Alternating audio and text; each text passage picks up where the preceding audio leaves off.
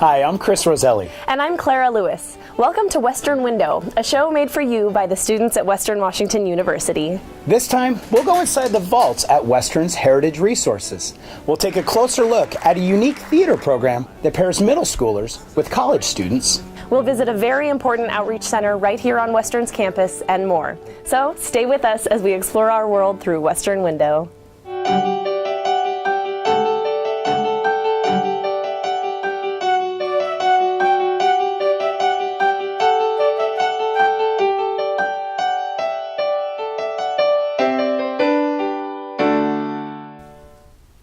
Hi, welcome to Western Window. Today I'm with Elizabeth Jofrion, who is the Director of Heritage Resources here at Western Washington University. So tell us a little bit about Heritage Resources. Well, Heritage Resources is two things. First of all, it's the collections that we have, and the collections consist of what we call primary source material. So the kinds of things that people create in the course of their lives. So letters that you've written, photographs that you've taken, even in some cases born digital material that's being produced by the university or by people associated with the university. So our responsibility is to care for that and make it accessible long-term so that people can use it for research. And then sort of what is Heritage Resources? It consists of three different departments around campus. First is the campus special collections, the second is the university archives, and the third is the Center for Pacific Northwest Studies, which collects materials on regional history, culture, and economy.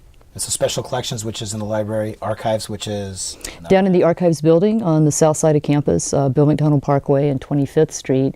It's a building that we share with the state archives, so kind of a unique relationship, and the Center for Pacific Northwest Studies is in that building as well. And you mentioned about digital media as well as print. Can you tell me a little bit more about your collections with digital versus print and how that's changing?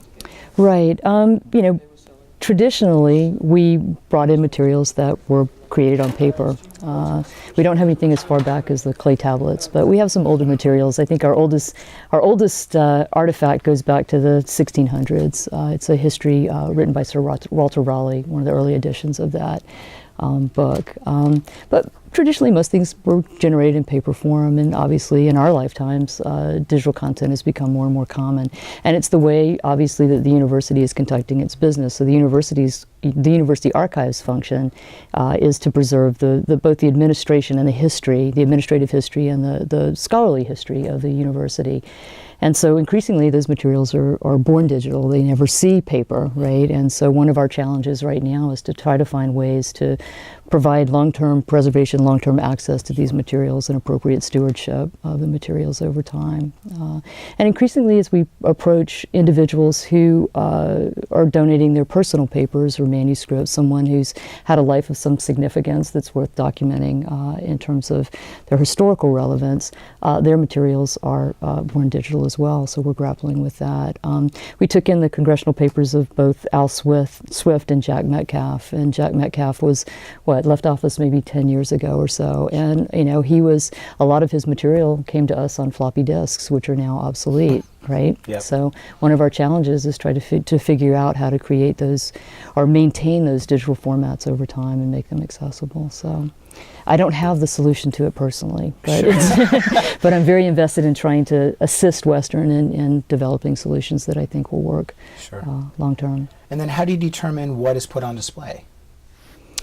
It depends on the audience, we have a lot of different constituencies. So I think for the campus constituency, we try to find materials that feature our collections well, that pull together materials in a thematic way that would be of interest. So I think we've been talking a good bit lately about protest periods, the protest periods in the 60s on campus and what that was like. We've been digitizing the Western Front, the campus newspaper, and so we've had a lot of immersion lately into different periods in campus, and I think in campus history, and I think that period was particularly interesting. It was almost as if 1968 things just turned, and this was common on campuses across the country.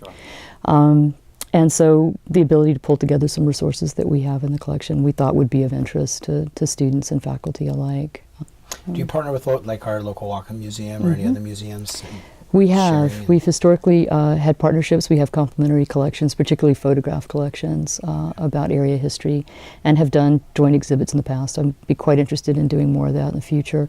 We've also partnered with Bellingham Public Library, and I think as I move into developing digital initiatives so that we're creating exhibits that predominantly are online, or curriculum or materials that others can use.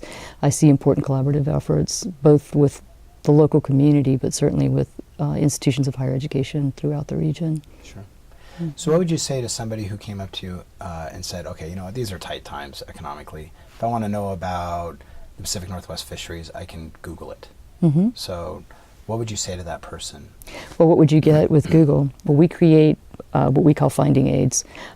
We contribute those finding aids. They're available both through our website, but through something called Northwest Digital Archives. So if you searched on salmon in Northwest Digital Archives, what that brings to you is a listing of all of the resource materials from 37 different institutions in the region. So you're able to get a real sense of all of the materials that are available in this part of the country.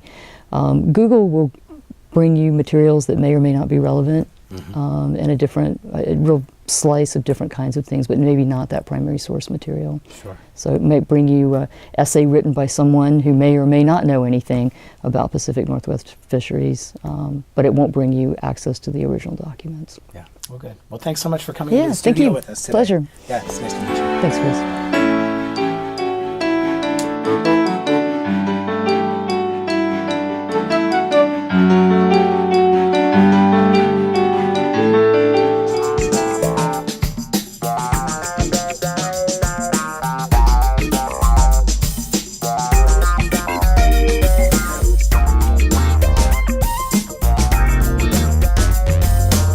What is the digital revolution?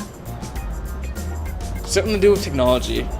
MySpace, Facebook, texting, all that kind of stuff. The coming of the internet has kind of brought people together. I like to think of like the Terminator, like, robots taking over the world. Pretty sure that's what that is. Do you think you use it in your everyday life? Every day, yeah. Well, yeah. Yeah, in some sort of way. I feel like every time, at least with my phone, like every time I open it up, like there'll be some notification coming in from a certain application that I have or something. Yeah. Yeah, well, college student laptops, essays, phones, texting. I do, actually, whether it's school or social things. Do you think it's good, bad, or kind of both? It just kind of is what it is. I mean, like, it's convenient. I don't think it's, if you think about it, it's kind of dumb too, because like we put all our information on there too, and so like if somebody gets into one thing, they can get into all your information. I think it's a good thing mostly. It allows people to collaborate, new ideas to come out. People are always on their cell phones, and I don't know, not like really face-to-face communication as much anymore, but I don't know, it's good and bad in some ways. The digital revolution, as far as I understand it, is just the notion and kind of what the world's going through right now, where everything is kind of turning away from traditional, the way the media's worked in the past, where the internet's kind of blowing up, YouTube's becoming like this huge thing, this way to transmit information and media to a lot of people at once. And so the way I understand it is just that everything's becoming way more crowdsourced.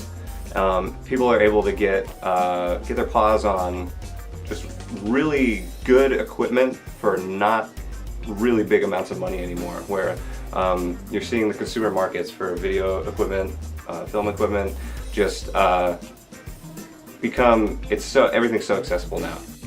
So a digital revolution is how we're using technology in both the workplace and also in the university, and how those two things are bleeding together. It's amazing, in just the last 5 years, I've incorporated social media and use of technology in the classroom so much more than I had when I first started at Western. And the students are actually coming with more and more technology expertise before the quarter even begins. So the students are also teaching me. In terms of Western, we're in a great place because we're positioning students to be professionals in their field, and all those fields want students who are well versed in technology. The cons from my standpoint, since I've been in my field for over 20 years, it's difficult because I see the changes happening so much that I too need to keep up with them, and at some point it seems like things go faster than we can actually keep up with. So in that way, it's a little bit of a disadvantage. What I'd like to see the most is an integration between interpersonal and the technology so that students are really getting the skills they need in terms of social media and other tools that they'll use in the workplace, but really always understanding the fundamental about the interpersonal communication, the eye contact, the way we communicate non-verbally, the language that we use, and also understanding that in different cultures we communicate differently. That's aside from the technology. The bottom line with technology is that it is neutral. It can be used in a positive way or it can be used in a negative way. And I hope that students gain from being students at Western to use technology in positive ways in their disciplines and in nonprofit work and throughout the world.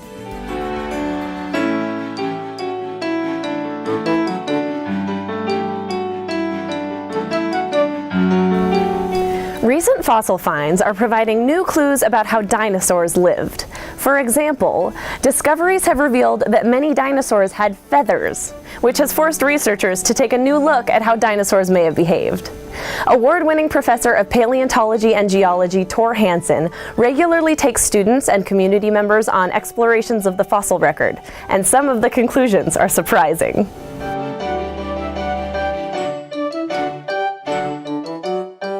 I'm Tor Hansen. I'm a professor in the geology department here at Western Washington University. I'm a paleontologist, which means I study fossils. As part of teaching dinosaurs, you need to have a lot of skeletons of modern animals. We don't know much about dinosaurs. Dinosaurs are all gone. There's nothing really like them that lives today. So we try to reconstruct how they lived by looking at the life habits of animals today that are either related to dinosaurs or kind of look like dinosaurs, kind of look like they might do something similar to what dinosaurs did. This alligator came from an alligator farm in Florida, and so I called them up and asked them to send me a dead alligator, which they did. Second day UPS. So reptile teeth, modern reptile teeth tend to be simple and all the same. So this alligator has all sort of spiky teeth with a simple root. They don't have them differentiated into molars or incisors or anything like that. All the alligator does is grab an animal and then tear off pieces of the animal and swallow it whole. A Tyrannosaurus, there's a 1/4 scale model of a Tyrannosaurus jaw right here, or whole skull. You can see their teeth are very similar to the croc teeth. They're just sort of spikes. So I got this emu from an emu farm on Mount Baker Highway. It's probably the bird that lives today that's most similar to a dinosaur. In Jurassic Park, there was a dinosaur called Gallimimus that looked like an ostrich that ran across in a herd across the scene. Very similar to an emu. The only difference really would be the emu doesn't have, well, it has little arms, but not big arms. Emu doesn't have a big tail, but although it's got a fairly decent tail right here, unlike most birds. Otherwise, very similar to a dinosaur. The velociraptor was made famous in Jurassic Park because it's that fast, ferocious thing that has the little retractable sickle-shaped claw on its hind leg. So there's the claw with the two running toes right there. Here's a claw core from a velociraptor. And it's very interesting, the velociraptors and the other dinosaurs like it are very closely related to birds. If you look at your finger, for instance, you have a nail on it, but the nail is on the finger and there's a bone inside the finger. So the actual velociraptor had some tissue over this claw, and then the nail was on top of that. Well, you take this red-tailed hawk. It's got 3 toes in front and 1 toe in back, a big grasping claw right here. This is the claw core from the other foot. You can see how very similar that is to the velociraptor. Same general shape, has the same knob here where the muscle will attach to retract it. I started teaching a dinosaur course about 15 years ago, I think. I had to stop boiling heads in the kitchen because it's bad. But you learn.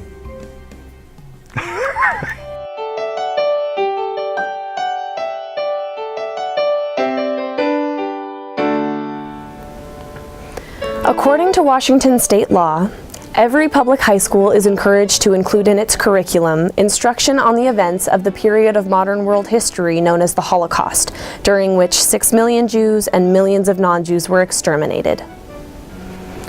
The Northwest Center for Holocaust, Genocide, and Ethnocide Education is a project begun in September of 1998 and is dedicated to remembering and learning from the past in order to promote the human rights of all people.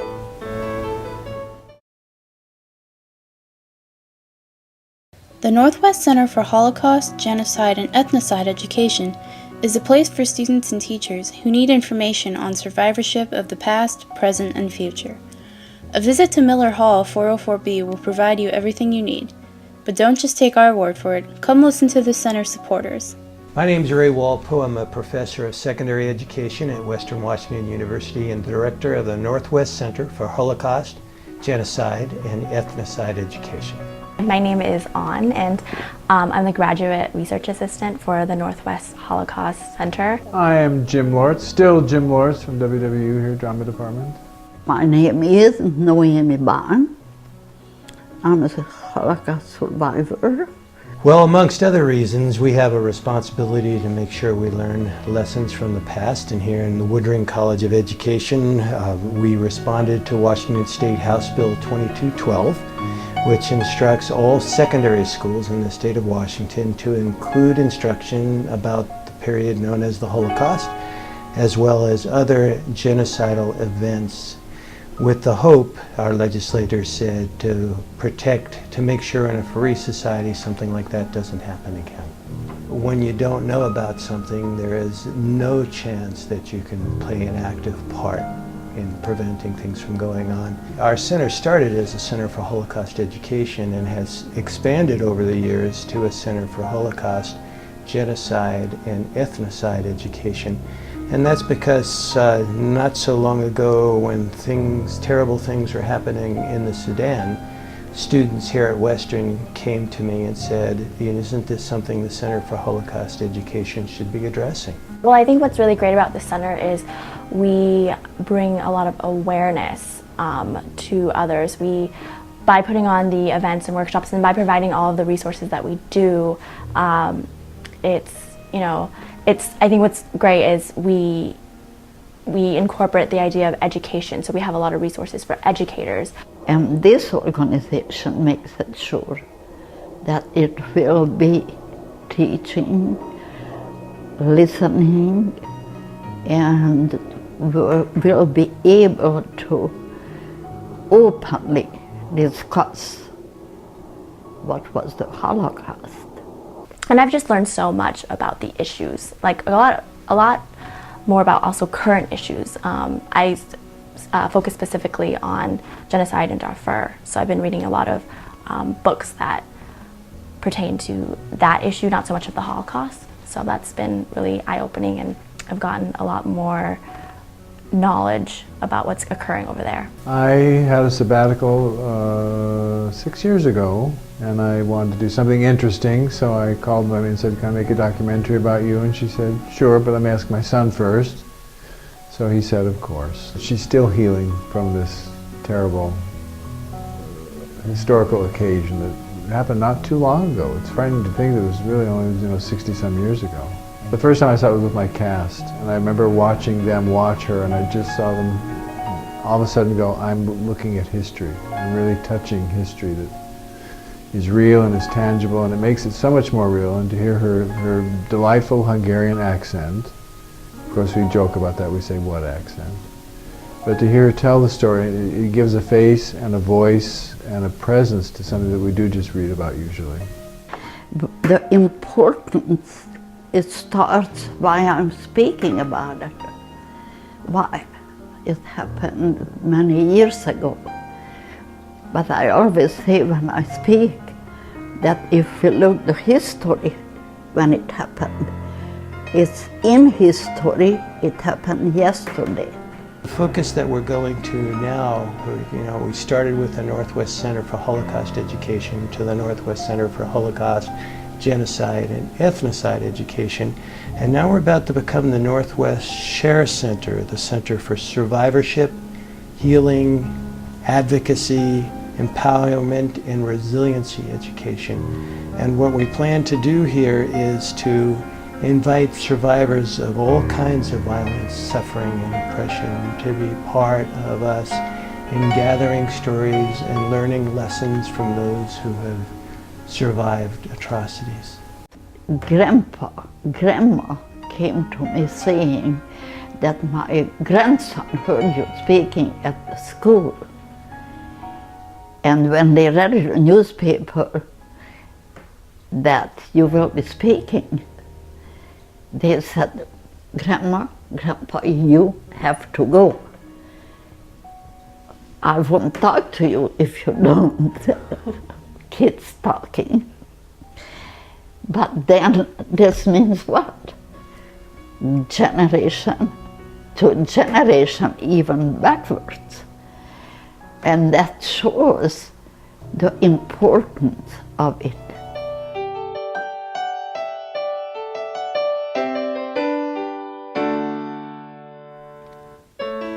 The Fairhaven Monologue Project started in 2005 as a collaboration between Fairhaven Middle School and Western Washington University. This unique theater program pairs Western students with middle schoolers who write and perform a series of sad, funny, and often intense monologues from the middle schooler's perspective.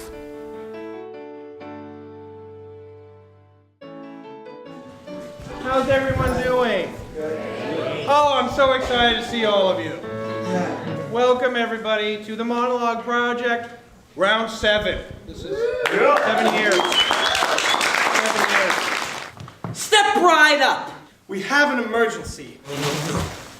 The bear's moving. Basically, the collaboration is between the Fairhaven Middle School 8th grade students of Joel Gilman and my Theater 260 students, which is a sophomore level acting class. Mr. Gilman's students learned how to write monologues, and then they each wrote this year 16 monologues, all between 300 and 500 words each. Took a collection of those monologues and they were sent up the hill to my Theater 260 students, who then went through the stack of monologues, and they each selected 2 monologues that they would perform. We are not everything. We're not nothing. We're a speck in the universe. We're not old or experienced. We're along for the ride, which has only just begun. And I know you don't believe me, and I know you have no reason to believe me, but she's an assassin sent from Menafrod. Everyone works for him.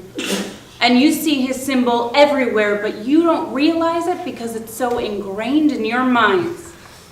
For some reason, I thought this big sleeping bear was a big comfy furry mattress. It sounds ridiculous, I know. But in my defense, I was tired and cold and lonely and a little scared. And honestly, the bear wasn't making any noise at first. So after that performance, we had a talk back with the playwrights and the actors so they could meet each other and give each other feedback. And we also just discussed kind of the process and the experience from both the writers and the actors. When I first read the monologue, I kind of knew exactly who he was. It was the character that I was embodying was someone that, just a character I've had in my imagination for a lot of years. It's a tough job, being the ruler of the galaxy, but, well, someone's got to do it, so why not me? That's what I asked myself when I first ran for election, but I never imagined it would be this hard. But the one about writing and not being able to write was kind of more of a thoughtful one, where it was just like, it's funny, but it's funny because everyone's kind of experienced it. When you want to write, but you don't really know how, and just trying to find your own way of expressing yourself. Now, I have imagination, for sure, for sure. But I can't write stories. Now, when our teacher asks us to write, he doesn't really give us a preference of what to write, as long as we write something. Now, most other people write long, fictitious stories on anything from ogres and wizards to vampires and girls with no emotion. I wanted, precisely for contrast, I wanted something that was totally different, a totally different character, a different approach, like that was more kind of an adult kind of thing. So that's how I chose the second, which was actually the first monologue about change. Forget about the stereotypes, the pressures of things you should be. Don't let yourself be contained or defined by a category. Own your individuality. If you think of yourself as in the box, then that's what you'll be.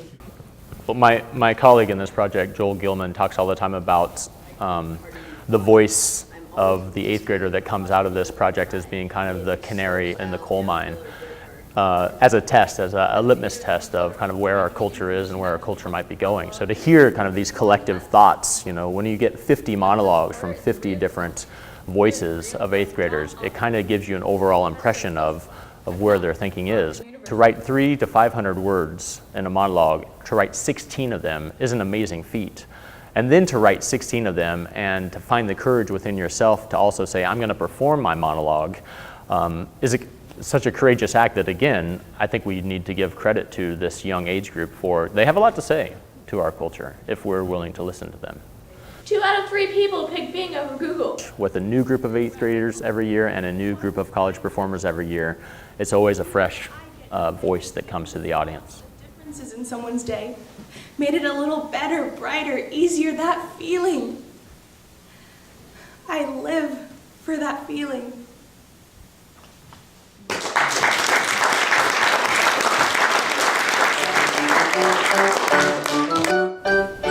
That wraps up this episode of Western Window. Be sure to tune in next time as we explore the world at and around Western Washington University.